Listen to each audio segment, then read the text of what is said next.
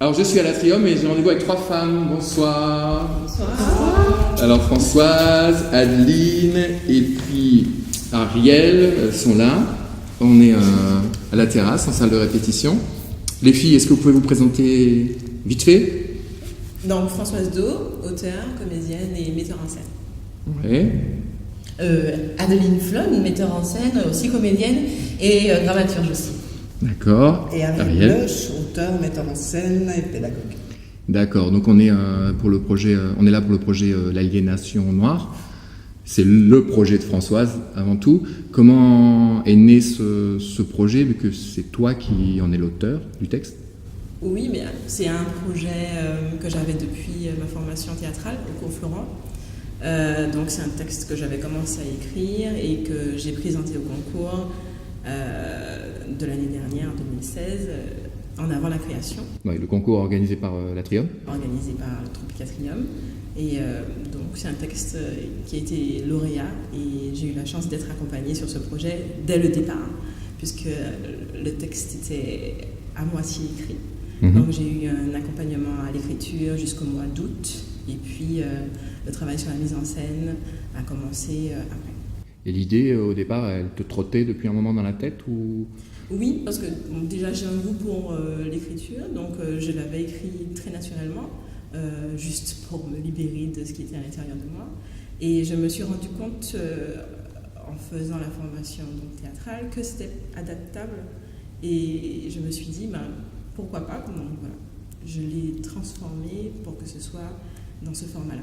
Et est-ce que le projet, enfin le concours en avant la création, ça a précipité un peu les événements, la production, enfin tout ça j'imagine, ou est-ce que... Oui et non, parce que j'avoue que j'avais déjà réfléchi à la scénographie, c'était déjà assez complet pour moi, et même j'avais déjà réfléchi aux comédiens. À vrai dire, est-ce que ça a précipité les choses? Non, ça a concrétisé les choses. D'accord. Comédiens qui ne sont plus. Voilà. Au fur et à mesure, c'est devenu un monologue. Voilà, au fur et à mesure, c'est devenu un monologue. Au départ, donc oui, tu pensais avoir d'autres personnes pour... Voilà, c'était censé être sur 2 comédiens initialement. Les 2 principaux personnages, donc la mère et la fille. Et suite au concours, les membres du jury m'ont fait remarquer que c'était intéressant que cette mère n'apparaisse jamais finalement et que ce soit libre au niveau du public d'imaginer qui ça pouvait être. Donc j'ai aussi un peu retravaillé le texte dans cette direction-là où il y a cette femme qui est un peu un fantôme très littéralement. Parce que ce qui est fort dans ce projet, c'est que tu as écrit donc, tu vas le jouer, mais en même temps, la mise en scène, c'est toi, même si tu te fais aider par Ariel et Adeline. Alors oui, je l'ai écrit, je veux le jouer et je veux le mettre en scène. C'est quelque chose qui me paraît assez naturel parce que je crois que tous mes camarades de formation font ça, donc c'est pas quelque chose qui m'a impressionné de prime abord. Et puis ayant la chance de travailler sur le projet depuis 1 an finalement, puisque c'est de janvier à janvier, je me suis dit que c'était intéressant d'être soutenue là où j'estimais que ça n'allait pas suffisamment loin. Donc du coup j'ai eu la chance de rencontrer Adeline Flon pendant les vacances. Adeline, tu es venue cet été faire un stage, oui, c'est ça? J'ai eu la chance de venir juste avant la fermeture de l'Atrium. Donc il n'y avait plus de programmation, mais je suis venue proposer une technique que j'ai étudiée, qui est la technique Meissner. C'était une introduction à la technique Meissner et grâce à l'intérêt de l'Atrium, on a monté un stage d'une semaine, enfin un peu moins d'une semaine, autour de cette technique. Et du coup, on a pu travailler à un niveau émotionnel assez fort. Et je crois qu'on a eu une vraie entente par rapport à ça. Voilà. Et par la suite, Françoise m'a dit, écoute, j'ai besoin de quelqu'un qui m'aide à la direction d'acteur. Et je lui ai dit, oui, banco, sans aucun problème. Avec en plus énormément d'envie, d'enthousiasme, revenir à la Martinique encore une fois. Et en plus, pouvoir travailler du sujet qu'elle aborde dans le spectacle.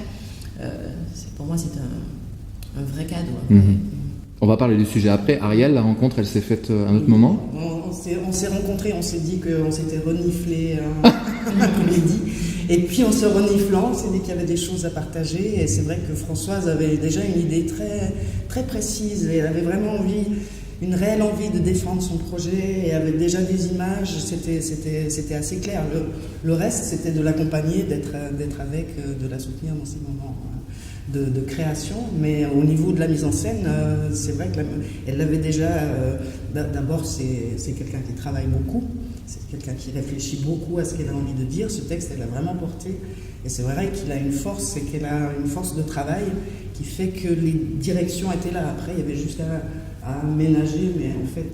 d'avoir un regard aussi extérieur, forcément. De pouvoir conforter, de pouvoir... sur ses envies, sur son bébé, qui est un bébé fort, qui parle à tout le monde. Là, je pense que, alors justement, voilà, ça parle de quoi, ce texte ? Sans tout raconter, forcément. Oui, alors on va prendre le résumé pour faire simple. Donc Sophia est une jeune Martiniquaise qui est partie faire ses études en Martinique. Ses études sont finies. Partie à Paris faire ses études. Et lors d'une réunion familiale, elle découvre la jeunesse qu'a eue sa mère. Donc sa mère avec qui elle avait une relation assez impersonnelle. Donc elle se rend compte que tout résonne en elle. Donc que ce soit son départ à Paris à l'époque par l'intermédiaire de Bumidum ou sa relation aux hommes, il y a une vraie ressemblance. Donc c'est presque du domaine de la psychogénéalogie. Et donc lors de cette réunion familiale, lors de cette soirée, remonte à la surface la relation qu'elle a eue avec son île et aussi la relation qu'elle a eue avec son pays d'accueil. Son pays d'accueil presque différent, celui à Paris. D'accord.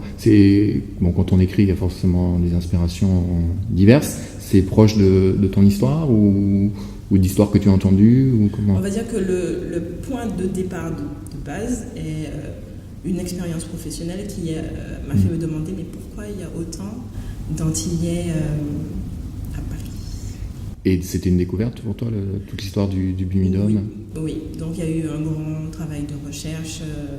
D'ailleurs, il y a une partie assez importante, très, très concrète sur qu'est-ce que c'est, les chiffres, etc. Et puis, ce qui m'intéressait aussi, c'était ce côté migrant, ce côté... comment on peut être migrant en étant français soi-même. Ouais. Comment on est perçu quand on part dans l'Hexagone et quand on revient, comment on est perçu quand on est resté en Martinique et qu'on n'est jamais parti dans l'Hexagone. Donc ce sont des questions que j'ai appliquées ici à la population martiniquaise, mais je crois que c'est aussi des questions qui sont un petit peu pour toutes les populations qui sont parties. Donc je ne sais pas, si je prends les Maghrébins qui partent, je crois qu'ils ont à peu près la même problématique. Il y a toujours une mouche dans le théâtre. Oui. C'est la mouche. La mouche du théâtre. Je suis persuadée en plus que si on reprend toutes tes interviews, il y aura toujours la mouche. On va voir si elle nous suit. Adeline, tu as découvert le texte, je ne sais pas, seule. Elle te l'a donné, comme ça tu l'as lu, vous en avez parlé, ou tu l'as entendu comment... Elle me l'a présenté par une lecture. D'accord. Donc ça veut dire que je ne l'ai pas reçu d'abord préalablement en courrier, à la maison, lettre, je ne l'ai pas découvert à la maison seule. Ça a été un partage déjà à ce moment-là. Ça a été très intéressant parce que du coup j'ai pu aussi découvrir, parce que François je la connaissais peu, j'ai pu découvrir aussi sa manière de se rapprocher du texte et puis aussi de se rapprocher de l'interprétation. Donc ça me donnait déjà des idées de par où on pourrait avancer, travailler, malaxer. Et voilà. Et toi Ariel ? Oui. Pareil ? Moi je l'ai reçu d'abord, je l'ai lu, puis on en a énormément parlé, on en a beaucoup discuté.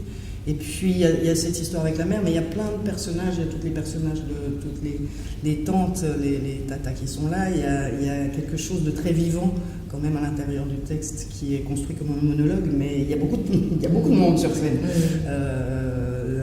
De l'amoureux, des tontons, donc Françoise passe par beaucoup de personnages pour raconter cette histoire. Et c'est vrai que cette filiation, cette histoire familiale, elle est forte dans la mesure où elle est représentative aussi effectivement des exilés. On a tous quelque part en nous quelque chose d'exilé, d'être parti, de revenir, d'avoir à un moment un doute. Est-ce que je reviens ? Est-ce que je reste ? C'est où ma place ? Je trouve que ça peut toucher effectivement tout le monde au-delà de la Martinique. En pensant à ce que tu étais en train de dire, je trouve que souvent on parle du comportement martiniquais par rapport à l'héritage de l'esclavage, mais le thème du bumidum, pour moi, c'est très nouveau. Dans mon entourage proche, je n'ai pas eu de bumidomien, ou pas à ma connaissance. Donc je me rends compte déjà qu'il y a un tabou par rapport à ça. Et puis je me rends compte qu'il y a comme une espèce de vide émotionnel, vide culturel, historique. C'est-à-dire que tout d'un coup, si on nous a déportés, on nous a fait arriver, enfin je dis nous, des branches à nous ont été déportées, nous ont fait arriver ici, et au moment où on allait commencer à être tranquille, on nous a dit hop là, et hop, on y va, et personne n'en parle. C'est déjà difficile de parler de l'esclavage d'un point de vue constructif à l'heure actuelle, mais il y a encore cette phase du bumidum qui est sous silence et qui génère un vrai traumatisme parce que ça a été encore une migration forcée, même si c'est vendu sous le signe de la migration volontaire. Ça a été une migration forcée, une adaptation forcée, je sais pas, avec des promesses aussi, avec des choses derrière. Des promesses qui n'ont pas été réalisées, ou oui, mais sous des travers. Enfin, c'est assez intéressant. Et moi, que je me sens vraiment héritière du bumidum. Et le bumidum est utilisé comme contexte socio-historique. Aussi pour valoriser quelque chose, c'est aussi l'histoire d'une famille qui ne parle pas.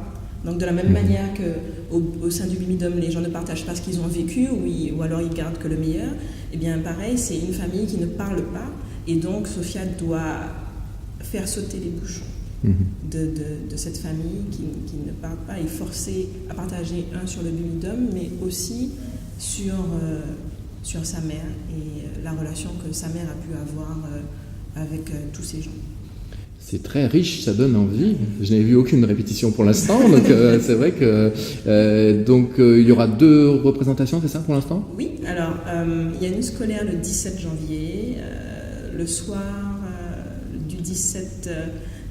C'est l'ouverture du festival. C'est l'ouverture du festival à 19h30 et la pièce commence à 20h. Ouais. Et ensuite, il y a sous le chapiteau, le 19 janvier. Dis-moi, à Chelcher, c'est ça ? À l'espace Osnage.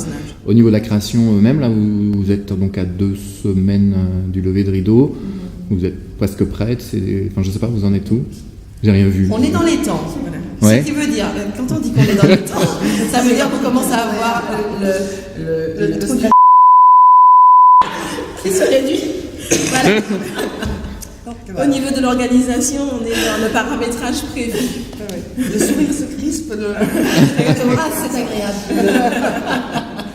Est-ce qu'il y a des choses dont on n'a pas parlé ou qu'on n'a pas dites, je sais pas, importantes pour donner envie ? Non ? Un petit bout pour finir ? Est-ce que tu as quelques phrases ? Lecture, du coup. Ouais.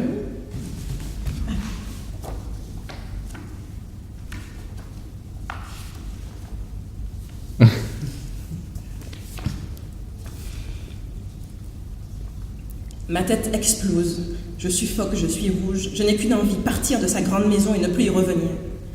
Mais Tata Georgette avait accueilli maman chez elle à son arrivée à Paris. Elle détient des renseignements nécessaires à mon enquête, des renseignements que je n'aurais jamais si je devais couper les ponts maintenant. C'est normal d'avoir cette impression de se battre contre sa propre famille.